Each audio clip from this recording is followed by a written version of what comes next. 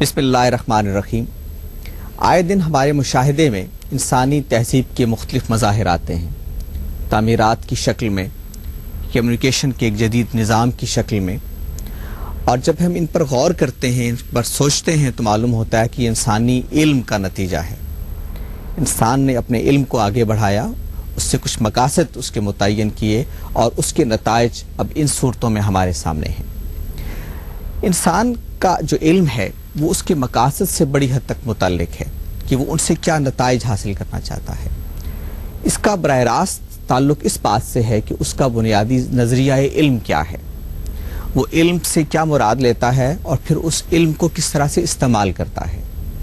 اس باب میں دو نقطہ نظر موجود رہے ہیں، ایک وہ جس کو مذہب پیش کرتا ہے، اور وہ نقطہ نظر انسان کے علم کو ایک غیر حسی ذریعے سے وابستہ کرنے کے بعد اس کو اس مادی دنیا سے اٹھا کر آخرت سے متعلق کر دیتا ہے۔ ایک دوسرا ذریعہ علم اور ایک دوسرا تصور علم یہ ہے کہ آپ اس دنیا کے مسائل پر غور کرتے اور اس کی روشنی میں بعض نتائج حاصل کر کے علم کے مقاصد کا تعین کرتے ہیں۔ سوال یہ ہے کہ مذہب جو پیراڈائم دیتا ہے، مذہب جو نظام علم دیتا ہے، کیا اس کی روشنی میں ہم اپنے عہد کے مسائل کو بھی غور و فکر کا موضوع بنا سکتے ہیں، اور کیا انسان کی بقا کو درپیش چیلنج اس علم کی روشنی میں حل کیے جا سکتے ہیں؟ یہ وہ بنیادی سوالات ہیں جن کو ہم نے الف کے پچھلے پروگرام میں اپنی بحث کا موضوع بنایا تھا، اور انہی سامان علم کے ساتھ آج بھی ہم اس گفتگو کو جاری رکھیں گے۔ ہمارے مہمان ڈاکٹر مہدی حسن علم کی دنیا میں ایک معروف نام ہے، آپ کا تصنیفی کام ہے فلسفہ، سیاسیات، سماج کے متعلق دیگر جتنے علوم ہیں ان پر آپ کی گہری نظر ہے اور آپ کا تحقیقی کام اس کا گواہ ہے۔ ہم آج اپنی گفتگو کا آغاز ڈاکٹر مہدی حسن صاحب سے کریں گے۔ ڈاکٹر صاحب، جب ہم پچھلے پروگرام کو ہم نے گفتگو یہاں تک پہنچائی تھی کہ ایک وحی سے انسان علم حاصل کرتا ہے جس کا تعلق اس مذہبی پیراڈائم سے ہے جو اس کو ملتا ہے، گفتگو ہو رہی تھی ابراہیمک ادیان کی، اس میں جو وحی کی روایت موجود ہے، تو ہر وحی کا جو ماخذ ہے اس کے بارے میں یہ رائے رہی ہے کہ وہ ایک ایسے ٹیکسٹ پر مشتمل ہے جس میں تبدیلی نہیں آ سکتی، اور وہ حتمی ہے، اس میں زیر و زبر کی کمی نہیں آ سکتی۔ اس کے مقابلے میں جب ہم دیکھتے ہیں کہ جو انٹرپریٹیشن ہے، جو انسان کے سمجھنے کی روایت ہے، وہ تبدیل ہوتی رہی ہے، تو ایک ایسا ماخذ علم جو تبدیل نہیں ہوتا، وہ تبدیل ہوتی ہوئی دنیا میں انسان کی کس طرح سے رہنمائی کرے؟ دیکھیے، دو باتیں ہیں۔ پچھلے پروگرام میں جیسا میں کہہ رہا تھا کہ وحی کے ذریعے سے جو باتیں لوگوں کو بتائی گئیں، بتانے والے تو پیغمبر تھے، اور انہوں نے یہ کہہ کے لوگوں تک ایک پیغام پہنچایا کہ اللہ تعالیٰ نے یہ کہا ہے مجھ سے کہ میں یہ کہہ دوں۔ حوالہ اللہ تعالیٰ کا ہے، ٹھیک، مقصد ایک متوازن معاشرہ قائم کرنا ہے۔ ہر مذہب کا مقصد جو ہے، ہر فلسفے کا مذہب کی، خواہ وہ دین ابراہیمی ہوں یا اس سے پہلے کے ہوں یا آج کل کے وہ دین ہوں جو ایک خدا میں بلیو نہیں کرتے، ان سب کے اصولوں کا مقصد ہمیشہ یہ کوشش رہی ہے کہ ایک متوازن معاشرہ قائم کیا جائے۔ جو آخری وحی والا دین ہے اسلام، وہ بھی اب تقریباً 1500 سال پرانا جی۔ اس وقت لوگوں کو قائل کرنے کے لیے کیا فورس تھی؟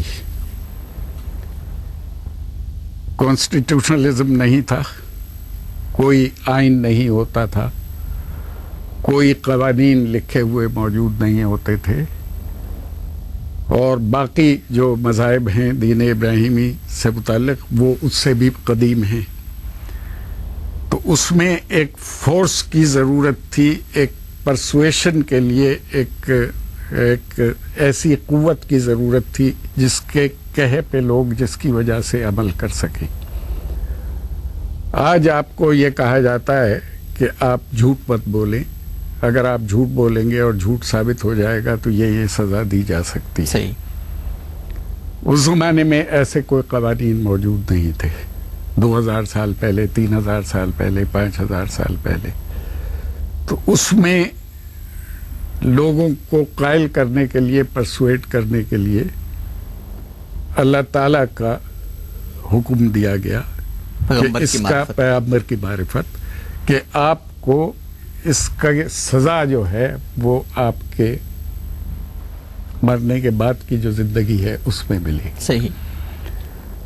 مرنے کے بعد کی زندگی کا تصور ہر مذہب میں موجود ہے، خواہ وہ ایک خدا والے ہوں یا دوسرے ہوں، کسی نہ کسی صورت میں ہر مذہب میں موجود ہے. اگر یہ زمانہ موجودہ دور 100-200 سال پرانے پچھلے اگر مذہبی حوالے سے جج کیے جاتے اور مذہب کا عمل دخل زندگیوں میں اتنا ہوتا جتنا آج سے 1500 سال پہلے یا 3000 سال پہلے یا 4000 سال پہلے ہوتا تھا کنونس کرنے کے لیے لوگوں کو، تو بہت سے ایسے فلسفی گزرے ہیں، بہت سے ایسے لوگ گزرے ہیں جنہوں نے دنیا کی انسانوں کی زندگی تبدیل کر دی ان کے فلسفوں نے. صحیح.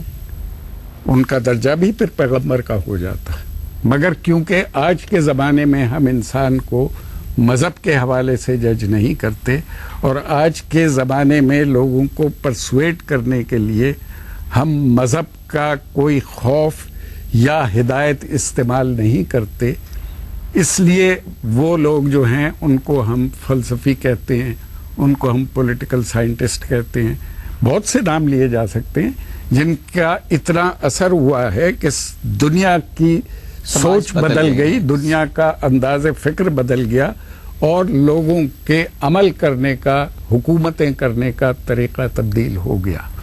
جب تک ہم انٹرپریٹیشن کا انداز نہیں اپنائیں گے یہ سوچ کے کہ مذہب کے فلسفے کا آبجیکٹو کیا تھا کسی اصول کا، اس پہ غور کرنے کی ضرورت ہوگی اور اس کو ذریعہ بنانا پڑے گا انسانی ترقی کا، انسانی بھلائی کا، بجائے اس کے کہ ہم یہ کہیں کہ ہم اس کو فالو کر رہے ہیں جو 500 سال پہلے کیا گیا تا یا جو 1000 سال پہلے کیا گیا تھا. مذہبی جو پیراڈائم ہے وہ تبھی ریلیونٹ رہے گا جب ہم ان اصولوں کو باقی رکھتے ہوئے اپنے عہد کے مطابق اس کا انتباہ کریں.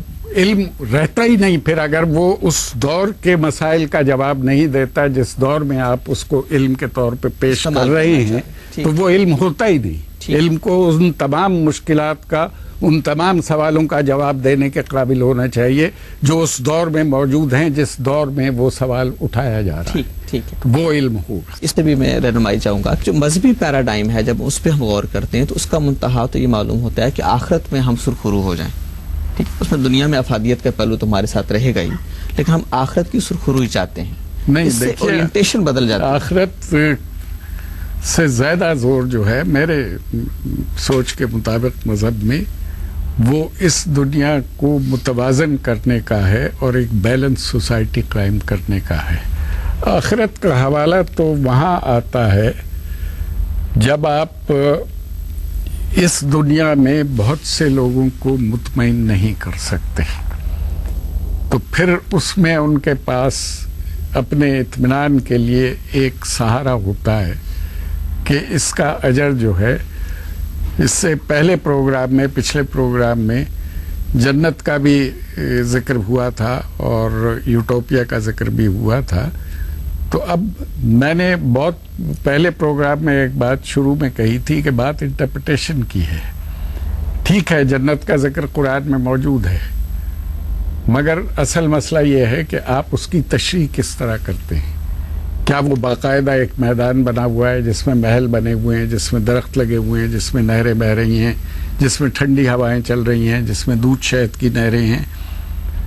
ٹھنڈی ہوا تو گرم علاقے کے آدمی کو پسند ہوگی کیونکہ عرب سے تصور آیا تو ٹھنڈی ہوا کا ذکر ہو گیا، کیونکہ عرب سے تصور آیا اس لیے دودھ شہد کا ذکر ہو گیا جو وہاں بہت بڑی نعمت سمجھی جاتی ہے. ہالینڈ والے کے لیے دودھ شہد کوئی اتنی بڑی نعمت نہیں ہے، سائبیریا میں رہنے والے کے لیے ٹھنڈی ہوا کوئی اٹریکشن نہیں ہے. تو بات ساری آتی ہے انٹرپریٹیشن پہ.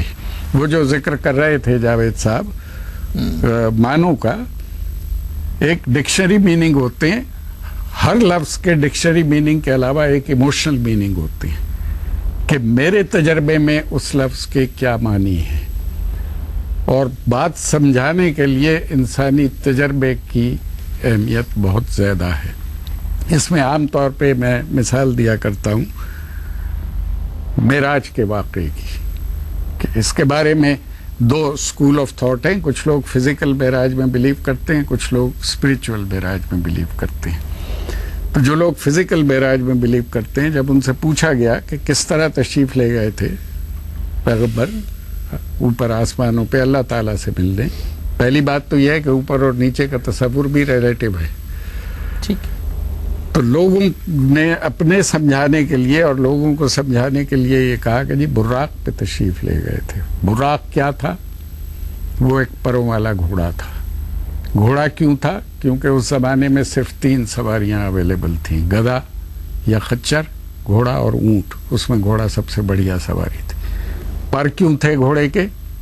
کیونکہ تصور یہ ہے کہ خدا کہیں اوپر رہتا ہے, اور اس زمانے کے لوگوں کا تجربہ اوپر جانے والی چیزوں کا صرف پرندوں کا تھا جن کے پر ہوتے ہیں.